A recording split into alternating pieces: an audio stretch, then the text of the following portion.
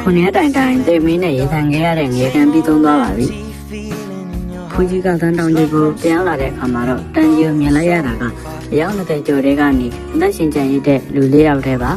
ဒါဟာနှစ်သုသက်မှာဖြစ်လာဖို့ဘယ်လောက်ခက်ခဲကြမ်းတမ်းတယ်လဲဆိုတာသတ်သိနေပါတယ်အသက်ရှင်ကျန်ရတဲ့သူတွေကိုဒီမွန်စလီယာခရော့ရဲ့အဆင့်တန်းတွေကိုသတ်မှတ်ပေးပြီးသူတို့ရဲ့စက်တွေအတွက်စကားပြောကြီးကန်းတွေကိုတယောက်တစ်ကောင်စီပေးအပ်ခဲ့ပါတယ်ဒါပေမဲ့အရေးကြီးဆုံးတစ်ခုကြံပါသေးတယ်အဲ့ဒါကတော့မိသားတွေကိုတတ်နိုင်တဲ့တခုရတဲ့လက်နဲ့နီးချင်တမ်းလိကိုကိုယ်သိတဲ့ရွေးချယ်ဖို့ပါပဲဒဏ်ရာတွေနဲ့တန်ဂျီယိုအင်ပြန်လာသူ့စိတ်ထဲမှာဆွေးနေတာကတခုနဲ့ပါငါသူကိုနိုးလာပြီလားဆိုတာပါပဲအိမ်ကားဝါကိုရောက်တဲ့အချိန်မှာတော့ဟောတရားကောင်းတော့အောင်ငါသူကိုကနိုးထလာပြီးသူ့ကိုစီးကြိုခဲ့ပါတယ်ဆရာကြီးဦးကိုရာကီရဲ့မျက်ရည်တွေမောင်နှမနှစ်ယောက်ရဲ့ဖလဲတကင်းကိုကျွေးမှုတွေကကြည့်ရှုလူတိုင်းကိုရင်းနှင်းစေခဲ့ပါတယ်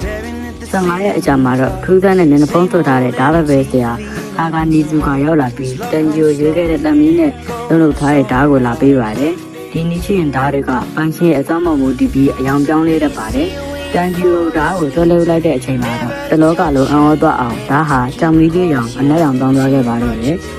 ဒါရပြီးရနဲ့နားချိန်မရှိတော့ပါဘူးတန်ဂျီယိုရဲ့ပထမဆုံးတောင်ရောက်လာပါပြီအနောက်မြောက်ဘက်ကရွာမှာမင်းကလေးတွေတက်ပြီးကြောက်ပျောက်ထိုးနေတယ်ဆိုရဲအကြီးတိုင်းရဲ့အော်ဟစ်တန်ရဲ့သူတန်ဂျီယိုဟာဒီမွန်စီလီယာဝတ်စုံကိုဝတ်ဆင်ပြီးဒီပထမဆုံးတိုက်ပွဲကြီးကိုဦးတည်လိုက်ပါတော့တယ်အမောင်ထဲမှာပုံအောင်နေတဲ့မိသားကဒီလေတန်ဂျီယိုရဲ့အနက်ရောင်သားကဘလို့လိုချက်တွေရှိနေတာလဲဒီမှာလေးကိုလူပြန်ဖြစ်အောင်လုပ်ဖို့တန်ဂျီယိုရဲ့တကယ်ကူးခြင်းကြီးကအခုမှတကယ်စတင်နေတာပါနောက်ထပ်အပိုင်း6ရဲ့စိတ်လှုပ်ရှားကြတဲ့ကို love လို့စီကိုကျွန်တော်ရဲ့ channel လေးကို subscribe လုပ်ထားကြပါအောင်ဗျာ